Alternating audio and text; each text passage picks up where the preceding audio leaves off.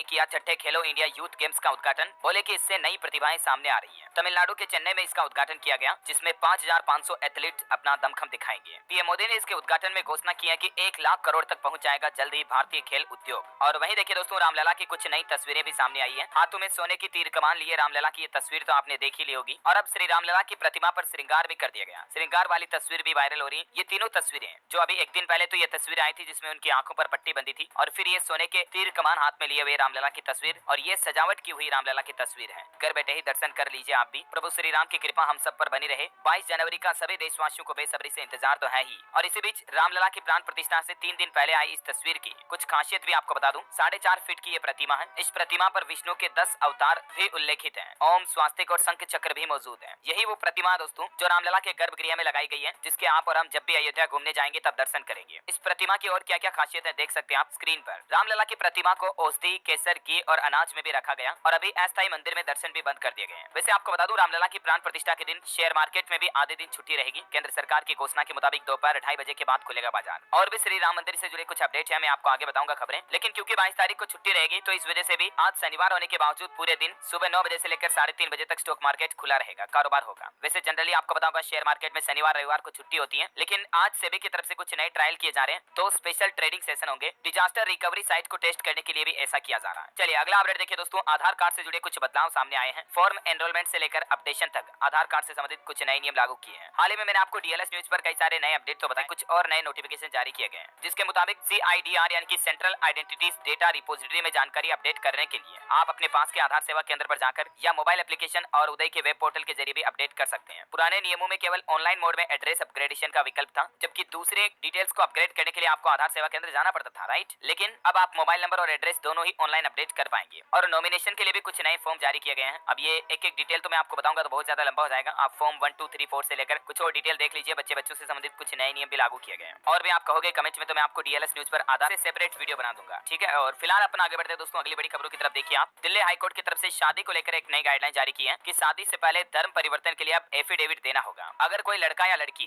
शादी के लिए धर्म बदलने जा रहा है तो अब ये नया नियम लागू हो चुका है। धर्म बदलने से पहले धर्म बदलने के लिए अब हलफनामा देना होगा। दिल्ली हाईकोर्ट ने केवल शादी के मकसद से या कानून से बचने के लिए किए गए धर्म परिवर्तन को लेकर भी चिंता जताई है। और आपको बताओगा आए दिन कुछ इस तरह के मामले भी सामने आते हैं, लव जिहाद वगैरह के, जिसमें जबरदस्ती धर्म परिवर्तन करवा दिया जाता है लड़का या लड़की का। तो ऐसे अपराधों पर ही लगाम लगाने के लिए हाईकोर्ट की तरफ से ये नया नियम लागू किया गया है। अब शादी से पहले आपको एफिडेविट देना होगा, यानी कि एक शपथ पत्र देना होगा। एफिडेविट का हिंदी में मतलब होता है शपथ पत्र, कि हाँ जैसे मैं अपनी मर्जी से धर्म परिवर्तन कर रहा हूँ, मेरे पर कोई जोर जबरदस्ती दबाव नहीं डाला गया, ऐसा कुछ है ना। चलिए अगली बड़ी खबर देखिए आप। भारत के लिए बड़े गर्व की बात है, चंद्रयान 3 मिशन को मिली एक और बड़ी सफलता। चांद के साउथ पोल पर प्लेस मार्कर की तरह काम कर रहा हमारा चंद्रयान 3। इसके लैंडर के एक उपकरण ने चंद्रमा के दक्षिणी ध्रुव पर फिर से काम करना शुरू कर दिया है, और चंद्रयान 3 का लैंडर अभी भी मददगार है। इसरो का कहना है कि इसमें लगा लेजर उपकरण आने वाले दशकों तक यानी कई सालों तक एक्टिव रहेगा और दुनिया भर के मून मिशन को भी दिशा दिखाएगा। वैसे अंतरिक्ष से जुड़ा एक और अपडेट है। चांद पर उतरा जापान का मून मिशन स्नाइपर भी। जापान एजेंसी जाक्सा ने कम्युनिकेशन होने की पुष्टि की, और ये चांद पर सफल लैंडिंग करने वाला जापान दुनिया का 5वां देश बन चुका है। चलिए दोस्तों अगली बड़ी खबर देखिए। इंडियन इम्यूनोलॉजिकल्स ने भारत की पहली स्वदेशी हेपेटाइटिस ए वैक्सीन भी लॉन्च की है। 2 डोज वाली वैक्सीन हेविश्योर, जो कि हेपेटाइटिस ए के खिलाफ भारत की लड़ाई में एक महत्वपूर्ण कदम का प्रतिनिधित्व करती है। ये एक तरह का संक्रामक रोग है जिसकी वैक्सीन मेड इन इंडिया में बन चुकी है। और बड़ी खबर देखिए, ट्यूशन को लेकर केंद्र सरकार ने जो कल ही नए कानून लागू किए थे, मैंने आपको बताया था। अब इसको लेकर कोचिंग संचालक नाराज हुए। वो बोले कि इससे बेरोजगारी बढ़ेगी और शिक्षा का स्तर घटेगा। बाकी कल ही आपको बताऊंगा सरकार ने नियम लागू किया था कि 16 साल से कम उम्र के बच्चों को कोचिंग इंस्टीट्यूट या ट्यूशन वगैरह में पढ़ने के लिए एडमिशन नहीं दिया जा सकेगा, है ना। तो इस नियम के खिलाफ अब कोचिंग संचालक सरकार से नाराजगी भी जताए हैं। चलिए अगली बड़ी खबर देखिए। फ्रांस के राष्ट्रपति भारत का दौरा करेंगे। 25 जनवरी को प्रधानमंत्री नरेंद्र मोदी और फ्रांस के राष्ट्रपति एमेनुअल मैक्रो दोनों राजस्थान जयपुर पहुंचेंगे, जहां उनका शाही राजपूताना स्टाइल में स्वागत किया जाएगा। वैसे आपको बता दूं, इस बार के 75वें गणतंत्र दिवस के अवसर पर फ्रांस के राष्ट्रपति मैक्रो मुख्य अतिथि रहेंगे। चलिए बड़ी खबर है, पीएम मोदी ने सोलापुर में किया अमृत 2.0 योजना का उद्घाटन। 15,000 मजदूरों को सौंपी अपने घरों की चाबी। प्रधानमंत्री आवास योजना के तहत ये घर बनाए गए, जिनकी तस्वीरें भी आप देख सकते हैं। इस तरह की कई कॉलोनियों का उद्घाटन किया पीएम मोदी ने महाराष्ट्र के सोलापुर में। और इसके साथ ही अटल अभियान अमृत 2.0 के तहत 1201 करोड़ रुपए की 7 परियोजनाओं का भूमि पूजन भी किया। और इस दौरान पीएम मोदी भाषण देते हुए भावुक भी हो गए कार्यक्रम में। वो बोले कि काश बचपन में मुझे भी रहने के लिए ऐसा घर मिल पाता। और पीएम मोदी ने कांग्रेस और विपक्ष पर भी निशाना साधते हुए कहा कि पहले की सरकारें गरीबी हटाओ का सिर्फ नारा लगाती थी, लेकिन गरीबी हटी नहीं। प्रधानमंत्री बोले आज की हमारी सरकार की नीति और नीयत दोनों साफ है। पीएम ने आंकड़ा भी बताया कि पिछले 9 साल में 25 करोड़ लोगों को गरीबी से बाहर निकाला गया हमारे देश में। वैसे आपको बता दूं, राम मंदिर प्राण प्रतिष्ठा से पहले 3 दिन तक 3 राज्यों का दौरा करेंगे पीएम मोदी। तीसरी बार दक्षिण भारत जा रहे हैं, जिसमें कल तो महाराष्ट्र गए, अब कर्नाटक और तमिलनाडु भी जाएंगे, यहाँ भी कई सारी परियोजनाओं का उद्घाटन करेंगे और आधारशिला रखेंगे। चलिए अगली बड़ी खबर देखिए, भारतीय भाषाओं में डिजिटल स्टडी मटेरियल दें स्कूल और कॉलेज, भारत सरकार ने 3 साल की डेडलाइन दी है। कोचिंग संस्थानों के बाद अब स्कूल कॉलेजों के लिए भी सरकार की तरफ से ये नया आदेश, नया नियम लागू किया गया है। यूजीसी एआईसीटीई के लिए सरकार ने जारी किए दिशा निर्देश, राष्ट्रीय शिक्षा नीति की सिफारिशों के मुताबिक लिया गया फैसला। और इस फैसले का फायदा देश भर के लाखों करोड़ों स्टूडेंट्स को होने वाला है, क्योंकि अब उन्हें डिजिटल स्टडी मटेरियल मिल पाएगा, वो भी उनकी खुद की भाषा में। शिक्षा मंत्रालय ने फैसला लिया कि अब 8वीं अनुसूची में शामिल,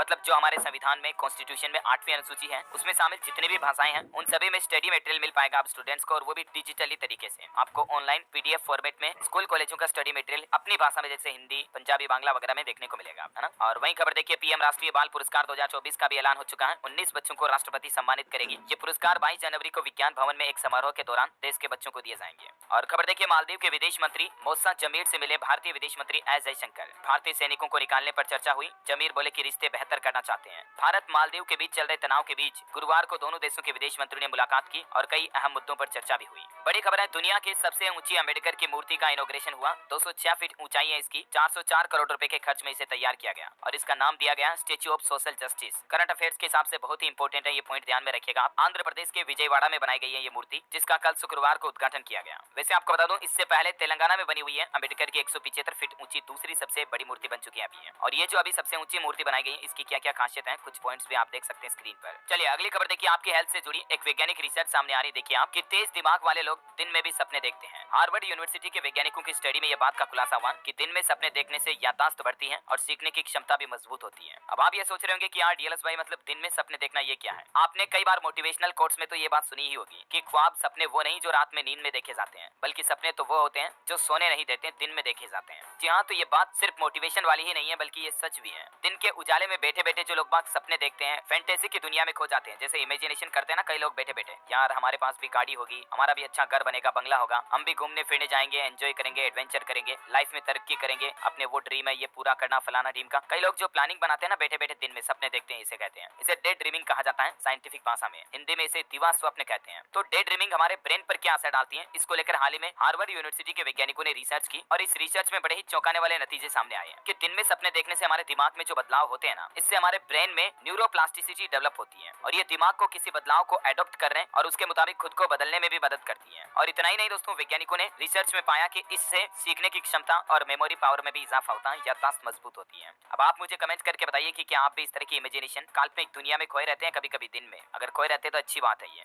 बच्चों के लिए भी ये चीजें बहुत फायदेमंद होती है, उनकी पढ़ाई लिखने की क्षमता बढ़ती है, क्रिएटिविटी बढ़ती है, वगैरह वगैरह। चलिए अगली बड़ी खबर देखिए, पंजाब में आज सभी टोल प्लाजा फ्री रहेंगे। कौमी इंसाफ मोर्चा का ऐलान किया गया कि 13 जगहों पर धरना लगाएंगे। बंदी सिखों की रिहाई की मांग के चलते पंजाब के टोल प्लाजा पर आज विरोध किया जाएगा। और राज्य के कौन कौन से 13 टोल प्लाजा बंद रहेंगे, इसकी पूरी लिस्ट भी आप देख सकते हैं। तो मतलब पंजाब में आज आपको अधिकतर जगहों पर टोल टैक्स नहीं देना पड़ेगा। कौमी इंसाफ मोर्चा प्रदर्शन करेगा। और बड़ी खबर है दोस्तों, मध्य प्रदेश में भी 22 जनवरी को स्कूल कॉलेजों में छुट्टी घोषित कर दी गई है। अयोध्या में रामलला की प्राण प्रतिष्ठा पर सरकार ने घोषित किया अवकाश। और 2000 रुपए के नोटों को लेकर एक सबसे बड़ा अपडेट सामने आ रहा। देखिए आप, आरबीआई ने बड़ा फैसला लिया, एक्सचेंज कराने को लेकर ये अपडेट है। और आरबीआई का कहना है कि 22 जनवरी को अयोध्या में राम मंदिर रहेगी ना, तो इस दिन आरबीआई के ऑफिस में नोट जमा कराने की या बदलवाने की सुविधा नहीं मिलेगी, बंद रहेगी मतलब ये सर्विस, ठीक है। और बड़ी खबर देखिए, 8 दिनों तक राजधानी दिल्ली में फ्लाइट की सभी उड़ानों पर रोक लगा दी गई है। आखिर सरकार की तरफ से ये फैसला क्यों लिया गया, तो आने वाली 26 जनवरी को देखते हुए उड़ानों पर रोक रहेगी इंटरनेशनल वगैरह पर। हालांकि ये रोजाना 2 घंटे तक फ्लाइट पर बैन रहेगा। विमानों के टेक ऑफ और लैंडिंग पर रोक लगाई गई है। और बड़ी खबर देखिए आप, स्कूल की किताबों में इंडिया की जगह नहीं लिखा जाएगा भारत। केंद्र सरकार ने केरल सरकार की मांग को खारिज कर दिया है। केंद्रीय शिक्षा मंत्री धर्मेंद्र प्रधान की तरफ से संविधान का हवाला दिया गया है। हाल ही में आपको बताऊंगा, विपक्ष के इंडी गठबंधन के नाम इंडिया और भारत के नाम को लेकर भी केंद्र सरकार के बीच काफी मसला बना था। और वहीं देखिए बड़ी खबर, गुरमीत राम रहीम सिंह को पिछले 1 साल में 7वीं बार मिली पेरोल और इस बार 50 दिनों के लिए उन्हें रिहा किया गया है। वर्तमान में हरियाणा के रोहतक जिले की सुनारिया जेल में बंद है। फिलहाल 50 दिनों के लिए पेरोल दी गई है। और बड़ी खबर देखिए आप, राम मंदिर में बिना पास के नहीं मिलेगा प्राण प्रतिष्ठा समारोह में प्रवेश। क्यूआर कोड के जरिए पहचान की जाएगी। श्री राम जन्मभूमि तीर्थ क्षेत्र की तरफ से ये आईडी कार्ड भी जारी किया गया सोशल मीडिया पर। सभी इनवाइटेड मेहमानों के पास भी आईडी कार्ड होना अनिवार्य होगा, तभी राम मंदिर प्राण प्रतिष्ठा में यानी समारोह में शामिल होने की इजाजत होगी। और दोस्तों आपको सावधान करने वाली, चौंकाने वाली एक खबर ये भी बता दूं कि रामलला दर्शन के नाम पर फर्जी वीआईपी पास देने को लेकर भी ऑनलाइन फ्रॉड चल रहा है। व्हाट्सएप पर इस तरह के लिंक भेजे जा रहे हैं कि आप इस लिंक पर क्लिक करके अयोध्या के लिए पास ले सकते हैं। और उस लिंक पर जैसे आप क्लिक करते हो, आपके बैंक खाते से पैसे कट जाते हैं, आपका अकाउंट खाली हो जाता है। और इसलिए ध्यान रहे, हर किसी आम लोगों को रामलला के इस प्राण प्रतिष्ठा समारोह में इन्वाइट नहीं किया गया। लगभग 8000 मेहमान इन्वाइट किए गए जो सभी वीवीआईपी क्लास से हैं। और उन मेहमानों में शामिल है, एक तो राम मंदिर प्राण प्रतिष्ठा में सुप्रीम कोर्ट के उन 5 जजों को न्योता दिया गया जिन्होंने ये बड़ा फैसला सुनाया राम मंदिर बनाने का। और भी गेस्ट लिस्ट में 8000 चुनिंदा लोग हैं, जिसमें अंबानी, अमिताभ बच्चन, अल्लू अर्जुन, मतलब कई सारे बॉलीवुड एक्टर एक्ट्रेस हो गए, साउथ के हीरो हो गए और देश के उद्योगपति, फिल्म स्टार्स वगैरह, इनको न्योता दिया गया। ठीक है ना। तो इस बात का ध्यान रखें, आप पैसे देकर के कोई वीआईपी पास नहीं ले सकते। इस नाम पर आपके साथ बड़ा स्कैम हो सकता है, धोखा हो सकता है। तो कोई भी लिंक पर क्लिक ना करें, व्हाट्सएप, फेसबुक, इंस्टाग्राम पर। चलिए अगला अपडेट है कि प्राण प्रतिष्ठा के बाद रामलला को लगेगा 56 भोग। उत्तर प्रदेश लखनऊ से अयोध्या पहुंचा प्रशांत, तिरुपति से आएंगे लड्डू। और खबर देखिए, विश्व हिंदू परिषद ने भी आह्वान किया कि सभी राज्य सरकारें और निजी क्षेत्र भी 22 जनवरी को छुट्टी घोषित करें। हालांकि इसी बीच और भी कई सारी राज्य सरकारों की तरफ से छुट्टी की घोषणा की गई, मैं आपको बताता हूं। देखिए, एक तो रिलायंस इंडस्ट्रीज ने भी 22 जनवरी को छुट्टी घोषित कर दी है, यानी कि रिलायंस कंपनी के सभी ऑफिस कार्यालय बंद रहेंगे और कर्मचारियों के लिए भी छुट्टी रहेगी। और भी दोस्तों, 22 जनवरी के लिए केंद्र सरकार समेत 8 राज्यों में छुट्टी का ऐलान कर दिया गया है और उन राज्यों में शामिल है महाराष्ट्र, हरियाणा, उत्तराखंड समेत अब कुल 8 राज्य हो गए हैं जो 22 तारीख को रामलला के प्राण प्रतिष्ठा समारोह के चलते छुट्टियां रखे हैं। इसके अलावा गोवा, छत्तीसगढ़, असम सरकार ने भी छुट्टी की घोषणा कर दी है। मध्य प्रदेश, उत्तर प्रदेश में तो पहले हो चुकी, मैंने आपको बताया था। राम मंदिर उद्घाटन को लेकर हरियाणा सरकार ने भी बड़ा ऐलान किया, सोमवार को छुट्टी रहेगी। महाराष्ट्र में भी पूर्ण अवकाश घोषित कर दिया और बाकी आधे दिन तो पूरे देश में छुट्टी रहेगी। कल ही मैंने आपको अपडेट बताया था ना। और वहीं देखिए एक और अनोखी खबर, 80,000 हुए खर्च, अयोध्या जाएगी विश्व की सबसे लंबी बांसुरी भी। मुस्लिम कारीगरों ने इसे तैयार किया और ये बांसुरी बजती भी है, इसमें 7 सुर बजते हैं और इसे अब अयोध्या लाया जा रहा है ना। तो ये दोस्तों राम मंदिर को लेकर कुछ लेटेस्ट अपडेट चल रहे हैं। और चलिए आगे बढ़ते हैं खबरों में।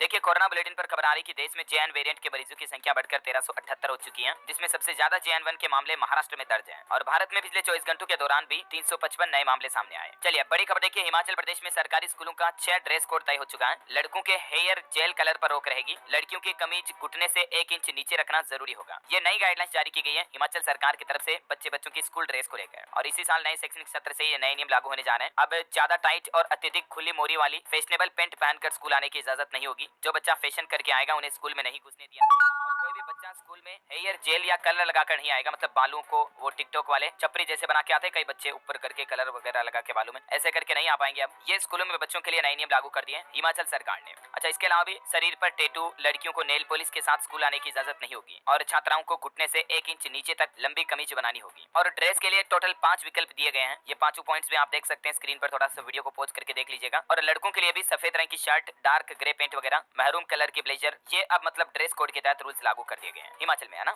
चलिए अगली बड़ी खबर देखिए आप, महाराष्ट्र में 6000 करोड़ रुपए निवेश करेगी हुंडई कंपनी ने जनरल मोटर्स के प्लांट का अधिग्रहण भी पूरा कर लिया है। और हरियाणा में देखिए आंगनबाड़ी कार्यकर्ता और सहायक का वेतन बढ़ चुका है। 1 दिसंबर 2023 से ही ये बढ़ा हुआ वेतन लागू माना जाएगा। हरियाणा के मुख्यमंत्री मनोहर लाल खट्टर सरकार की तरफ से आंगनबाड़ी कार्यकर्ताओं, कार्यकर्तियों को यह बड़ा तोहफा दिया गया, यानी अब सैलरी बढ़ चुकी है। 10 साल अनुभव वालों को मिलेंगे 14,000 और हड़ताल के दौरान काटा गया मानदेय भी हरियाणा सरकार वापस देगी। और इस बढ़े हुए वेतन के बाद अब कितनी तनख्वाह मिलेगी हर महीने अलग अलग वर्ग के कर्मचारियों के लिए, जिसकी डिटेल भी आप स्क्रीन पर देख सकते हैं। हड़ताल के बाद हरियाणा सरकार की हुई इस मीटिंग में ये महत्वपूर्ण फैसला लिया गया आंगनबाड़ी सरकारी कर्मचारियों के लिए। ओके, और अगला अपडेट है दोस्तों, सिनर्जी समिट 2.0 पर अपडेट आ रहा। द्वितीय सिनर्जी शिखर सम्मेलन 2024 का किया गया आयोजन, जिसमें भारत के शिक्षा के भविष्य को नया आकार देने के उद्देश्य से ज्ञानवर्धक चर्चा और नए समाधान संसाधनों पर मंथन किया गया। और बड़ी खबर आ रही कि गणतंत्र दिवस के परेड में इस बार IAF के 51 एयरक्राफ्ट लेंगे हिस्सा, 48 महिला अग्निवीर भी इसमें शामिल होगी। बड़ी खबर है दोस्तों, बिहार के बाद अब आंध्र प्रदेश राज्य में भी जातिगत जनगणना शुरू होने जा रही है। सरकार ने घोषणा कर दी है, कल 19 जनवरी तक पहला चरण कंप्लीट हो चुका, 15 फरवरी तक जातिगत जनगणना की प्रक्रिया भी खत्म हो जाएगी। और ऐसे में बिहार के बाद अब 10 दिन के अंदर 5 करोड़ लोगों की गिनती होगी आंध्र प्रदेश में। आंध्र प्रदेश की जगन मोहन रेड्डी सरकार की तरफ से ये फैसला लिया गया है। और खबर है दोस्तों, CCEA का फैसला देखिए, सस्ती बिजली उपलब्ध कराने के लिए 2 ताप विद्युत परियोजनाओं को मंजूरी मिल चुकी है। केंद्रीय कैबिनेट की बैठक में ये फैसला लिया गया। CCEA यानी कि आर्थिक मामलों की जो कैबिनेट समिति है उसकी तरफ से ये मंजूरी मिली और उम्मीद है कि इससे आपको भविष्य में आगे जाकर जल्दी सस्ती बिजली देखने को मिलेगी साल 2024 के मध्य अंत तक। और बड़ी खबर आ रही है, बिल्किस बानो केस में दोषियों को सुप्रीम कोर्ट से बड़ा झटका लगा। हाल ही में कुछ दोषियों ने